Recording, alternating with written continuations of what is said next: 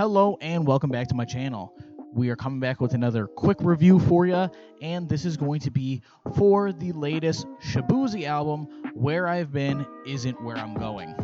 Now, as I'm sure many people, at least if you are probably in the rap, R&B, now country scene, you know that Beyonce, her album came out earlier this year, and she featured somebody twice on the album, and that was Shaboozey. And at the time, he was a very underground artist, didn't have a lot of monthly listeners, fair bit of streams though, good consistent fan base, with only 2 albums out at the time. Well, she featured him up and coming on her country album, and he is absolutely blown up. Now, I have been a fan of Shaboozey since the lead single for his second album came out, and so when that came out in early 2022, I was instantly a big fan. The way that he crossed trap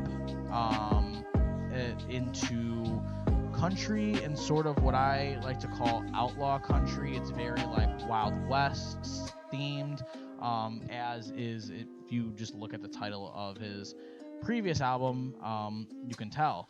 And so I was very excited to see that he was on Beyonce's album, and then to see what he would release after that with the fame and notoriety that he's getting, because now he's getting a lot of people who are like, oh, this is fantastic, like, you know, seeing smaller artists on there, especially a smaller black artist who was kind of in that country space but still doing his own like unique thing, and I was really happy for him. But then when this album came out, when the first single came out, Let It Burn, dropped, I was like, okay, he kind of had a couple of songs like this on the last album, not my favorite, but I like it. Production is still really nice, and he has great singing performances on it.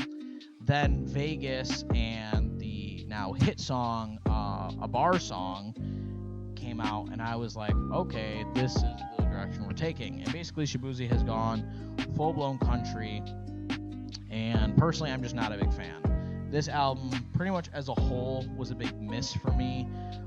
Like I said, he went from making genuinely some of the most interesting and just quality, like refreshing music I feel like I've heard in a while. Like, I haven't really heard anything genre bending in a while, such as what he was doing. Just like I said, that outlaw country mixed with trap, and I think he did it perfectly. Like Old Town Road kind of was it like paved the way for someone like him, but in my opinion, he just did it way better on his last full-length album. And then he kind of just ditched that and threw it all in the wind. There's like you could say 2, the opening track, Horses and Hellcats, and then towards the end there is Drink Don't Need No Mix with Big X the Plug.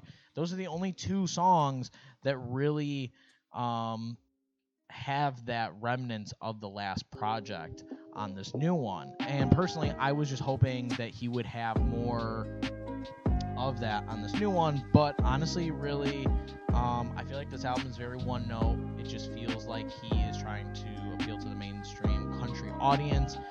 He's got a lot of these just big sort of anthems, I guess you want to call them, very one note, very kind of stereotypical, run-of-the-mill. You could kind of get it from any country artist sort of songs. And while they are well produced and he does have good performances, it's just that there's really, in my opinion, there's not much value in what he's actually saying. It's nothing that really anyone hasn't heard before.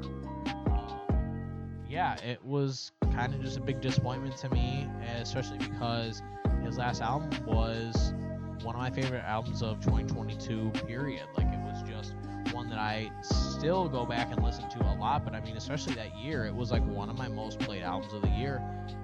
But, you know, that's just how it is sometimes. I just hope that some of that unique artistry he had before comes back for his next project. But yeah, that is going to be my quick review. I would label, or I would rate my enjoyment at about 40%. So yeah, thank you so much for watching. I will see you in the next video. Bye now.